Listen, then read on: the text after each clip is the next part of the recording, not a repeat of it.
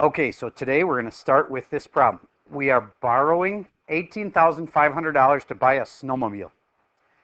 And we're going to make payments on it because we don't have $18,500 cash. So we go to the bank and we say, hey, I really want this snowmobile. How much is it going to cost me a month? You can figure that out. We've got a lot of information in here. I got the 6%, but I don't have the payments. It's monthly payments. The TVM solver will do this for you. And I asked the first student already before I started the recording, and they said to use 12 times 5 here because it's 5 years, 12 months, 60 months. And interest rate, that 1,000 is in there from when I was reminding you about what happened in Venezuela with their super high inflation rate. Okay, so anyway, interest rate we're using in this one is 6. And then present value, that's the 18,500. All right, Mr. KH, tell me how to solve for the payment and the future value. Those are one of those you know, one of those you solve for.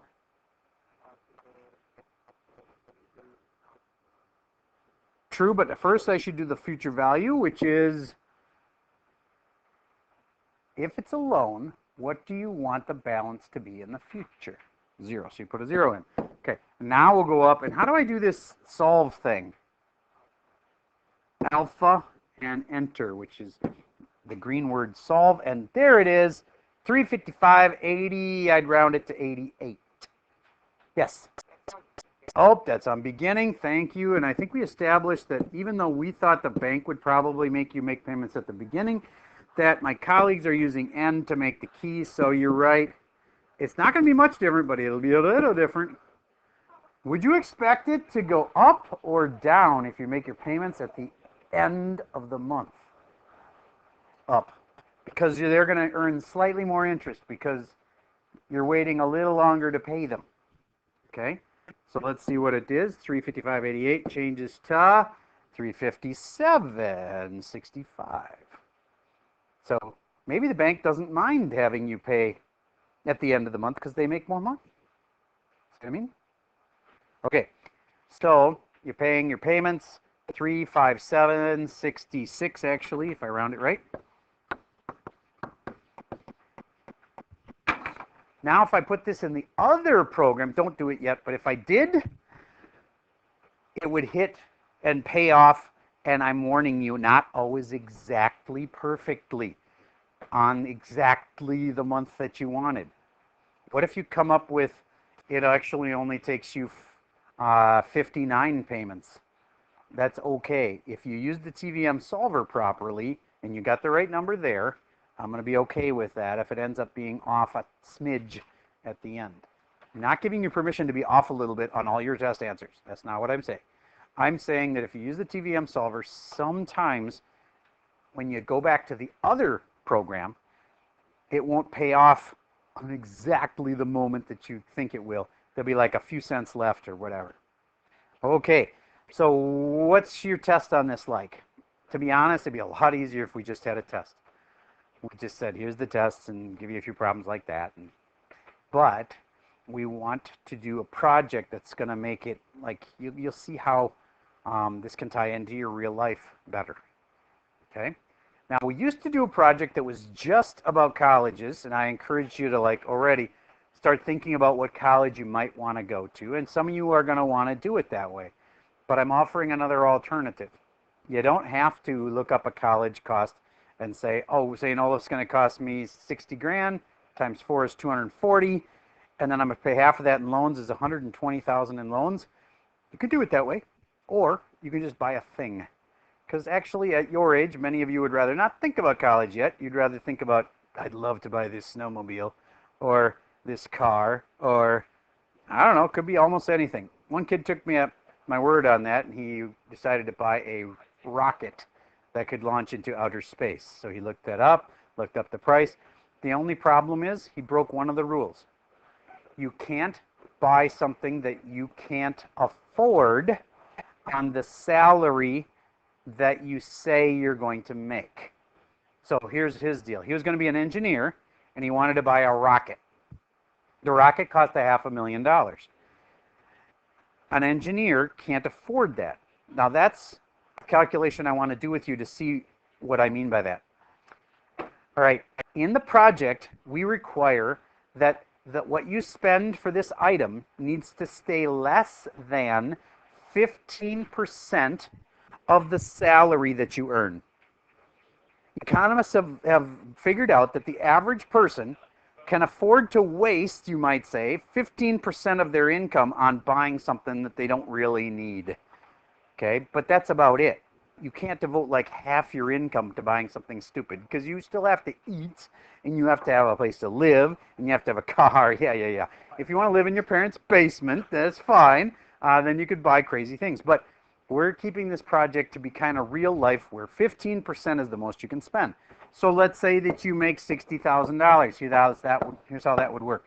That is a very realistic wage that you could make as an engineer after getting a 4-year degree. I know I've got kids that are engineers. And I used 70,000 last hour, but I feel like that's a little bit on the high end. Most engineers make 55 to 65 when they start. Are there exceptions? There's always exceptions. Chemical engineers make more. If you can be a chemical engineer, that's really hard to do. Like it's way harder than mechanical engineering or electrical engineering. Chemical engineering is tough. I'm not saying you can't do it, but then they make more too because it's a really tough degree to get. Okay, so we're going to go with a $60,000 salary. Would everybody please type that in your calculator and then divide by 12? And why do you think I'm doing that? What does that make? Monthly. That's how much you make a month. Some companies do pay monthly. Other companies will pay you every 2 weeks. But some companies will divide it by 12 like this. Could you tell me, sir, what is that monthly? 5,000. Nice, easy number. So that engineer is going to make 5,000 a month. We've established already that you can't afford to spend all the money you make on buying a snowmobile or something like that. Okay? We just did a second ago $357 a month for this snowmobile situation with a 5-year payoff. That's pretty normal. Question is, can this person afford that? At first blush, I definitely think they can. But I need to do what first? What did we say the guideline was? No more than 15%. Go ahead and use your calculator. Hopefully you know how to do this. Figure out how much this person can actually afford to pay.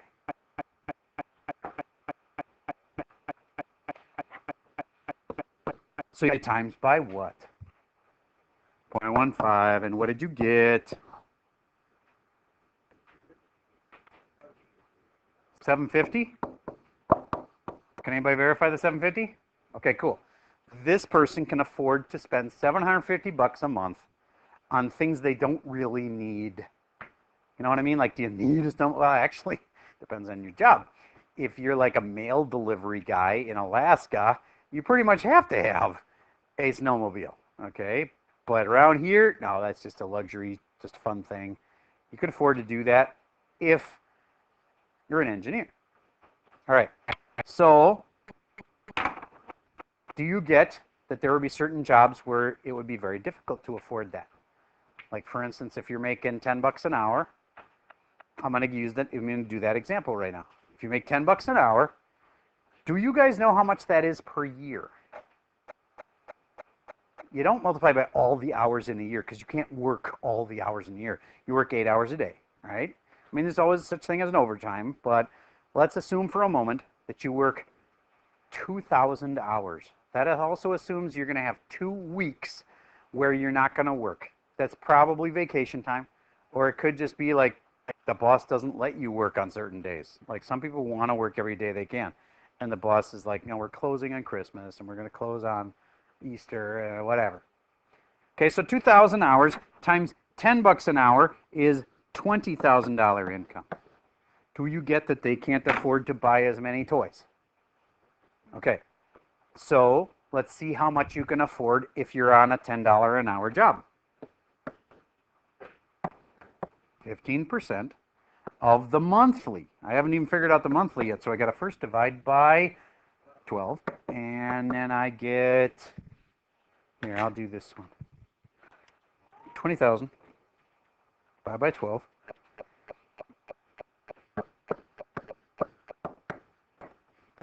And then I'm going to times that by 15%. 250 a month.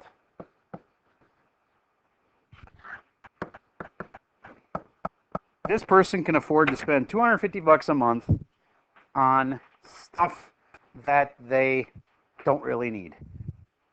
Can I get the snowmobile? Nope, too expensive. Okay, how do you figure out how much you're going to make? Nobody knows. Nobody knows how much you're going to make. You get to decide. And the only thing I would ask you is think twice before you say, I'm going to be a plastic surgeon. Okay, because yeah, they make a lot of money, but it's also not easy to actually pull that off.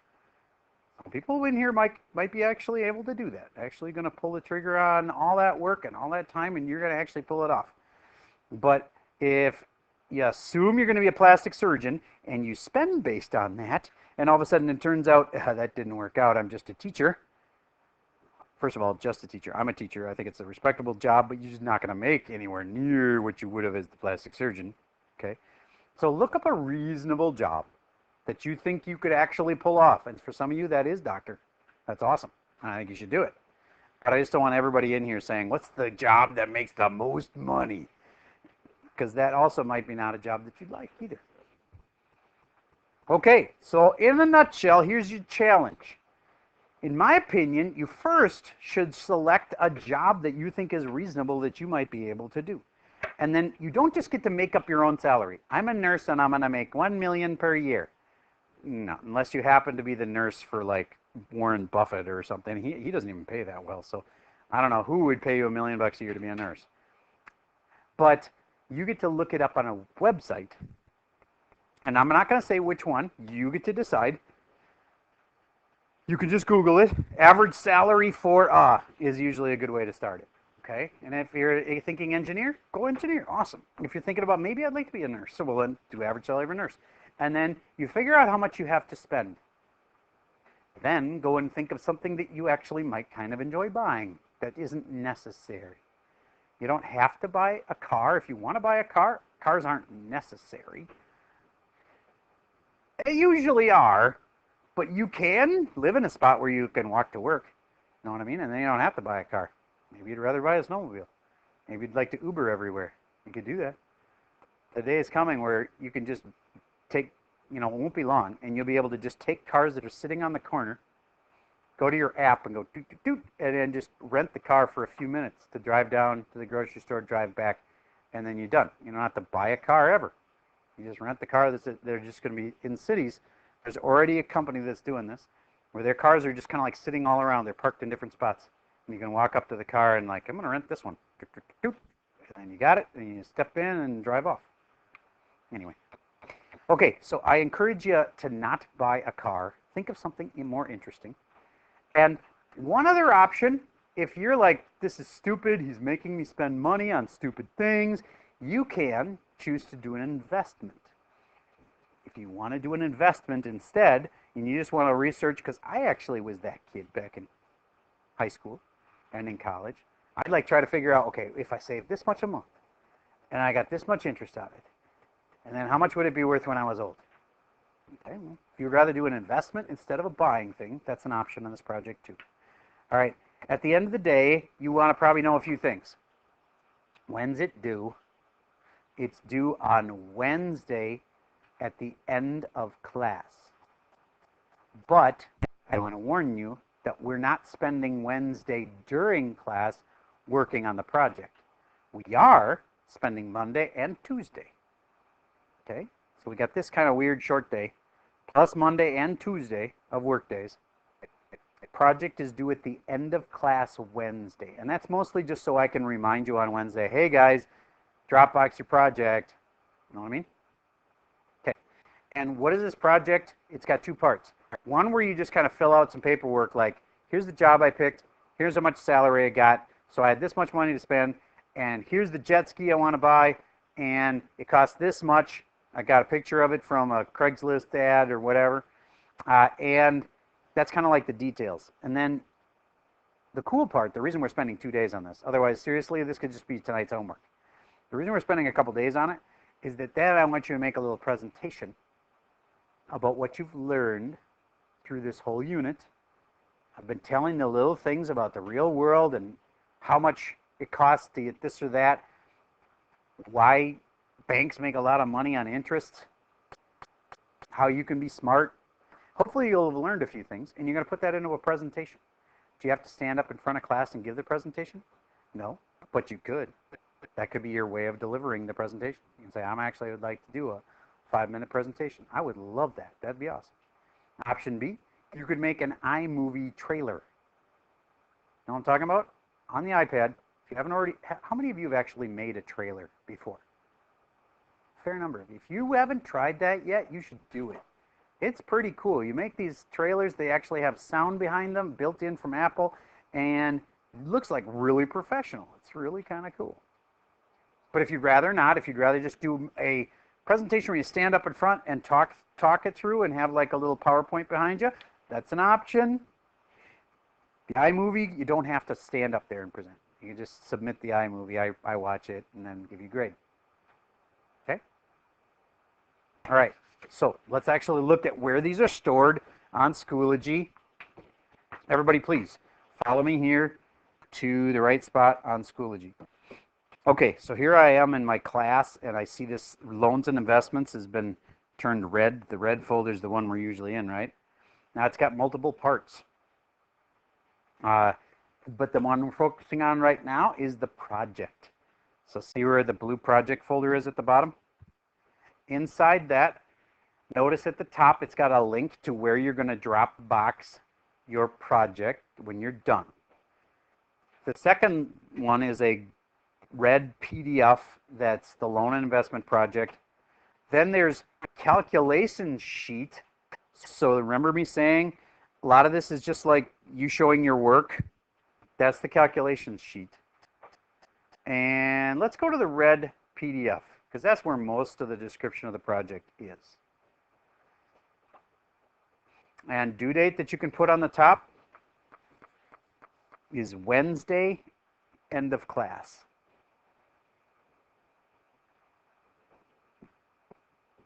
That would technically be the 13th, 2-13.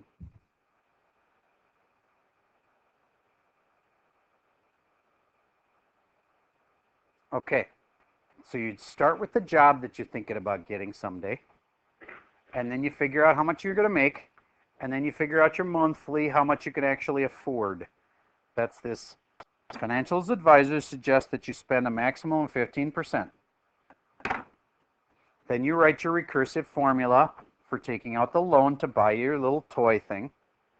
And remember that this is called loan and investment project. If you want to go the investment route, then read on further to see what options you have there.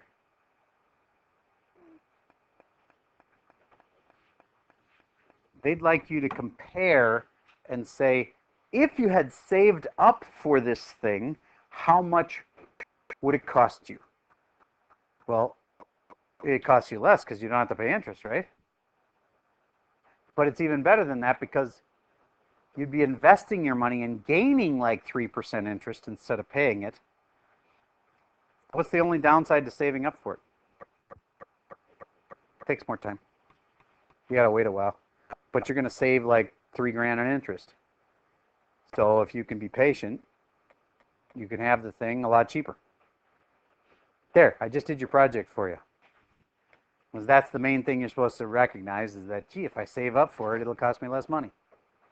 Because I won't have to pay interest. Are there certain times when that it just isn't practical? Let's say that you're about to go on a snowmobile trip. You want to wait 2 years to get your snowmobile? No. If everybody's going on this amazing snowmobile trip to across Alaska, you better go get your snowmobile now because it's not going to work to wait 2 years. All right. Okay. And at the end, there's even a rubric here which tells you how I'm going to score it. 4 points in some categories, 3 points, 2 points in other categories. And I don't want to read through all of those. You'd all go to sleep. So, but if you are done with your project and you want to see, wonder what he'd give this, go look at the rubric quick and go, oh crap, we had to have that. And then you can fix it before I actually grade it. You know what I mean? Smart to look at the rubric before you finish the deal. Okay, now you got a bunch of time to work. I'd start by finding a job that you think is realistic for you, maybe. And I know you don't know for sure. Then I'd figure out what your budget is and go, okay, looks like I can only spend this much a month. Then I'd make sure that you buy something that's under that budget so that there's no chance that you're doing an unrealistic project. Because an unrealistic project gets lower points. All right? Not unrealistic like I can't be a doctor. That wouldn't be unrealistic. But I want to be a teacher, but I want to buy a Porsche that's brand new. Okay, that's unrealistic because you can't afford to do that. All right. That's all I have for you for today.